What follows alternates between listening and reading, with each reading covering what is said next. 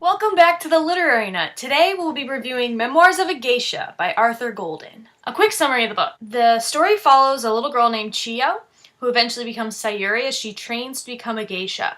She's sold as a young child into a geisha house, and the story follows her life transitioning from being someone who grew up in a poor village to someone who's a glamorous geisha. It also highlights the ins and outs of the geisha community and all the things that the geisha girls had to go through during the time leading up to and after World War II. The main theme of Memoirs of a Geisha is that things aren't always as they appear. For instance, Hatsumo. She is another geisha in the geisha house that Chiyo/Sayuri grows up in, and she's considered to be one of the more beautiful and successful geisha in that community, but everything is not as it appears. Hatsumo angered her previous boss for all intents and purposes, and she's not able to secure something called a dana.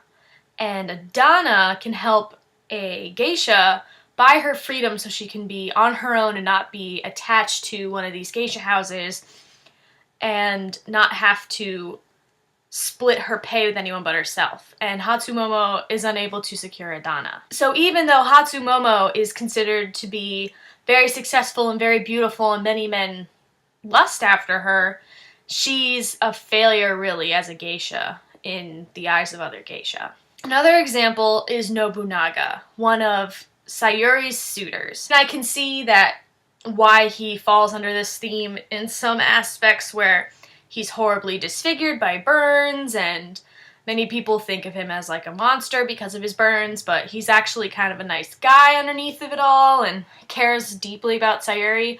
But there are definitely some issues with him, that he's very demanding as a dana. He isn't exactly the healthiest person for Sayuri because he's very controlling, and I didn't really like him as much as a character, but I can see how he fits into the theme of not everything is always as it appears. And lastly, it's Sayuri herself. She came from a poor village where she had blue eyes, so a lot of people would ostracize her and say she had too much water in her spirit, and she wasn't really destined for anything great in her life living in this poor community when she was a child. Then her mother grows ill, and her father doesn't know what he's going to do with these two daughters, Sayuri and her sister, Chiyo and her sister.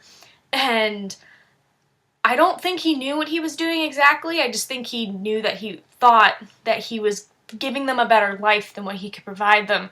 And he sold them, where Chiyo ended up in the world of the geisha, and her sister ended up in a prostitution setting. I don't think her father knew that going into it, but there's a lot of debate about it. Not everything has appeared with Sayuri because she seemed like she wasn't going to be destined for anything. She struggled to even become a geisha and became one of the more successful geisha in her community. It didn't seem like she was going to end up with the man that she wanted to be with, and she perseveres and gets almost everything that she desires despite the melancholy of her life. The back of the book says, "In Memoirs of a Geisha, we enter a world where appearances are paramount, where a girl's virginity is auctioned off to the highest bidder, where women are trained to beguile the most powerful men, and where love is scorned as an illusion. It is a unique, triumphant work of fiction, at once romantic, erotic, suspenseful, and completely unforgettable. It has also been made into a film, which I saw many, many years ago, and I really enjoyed it.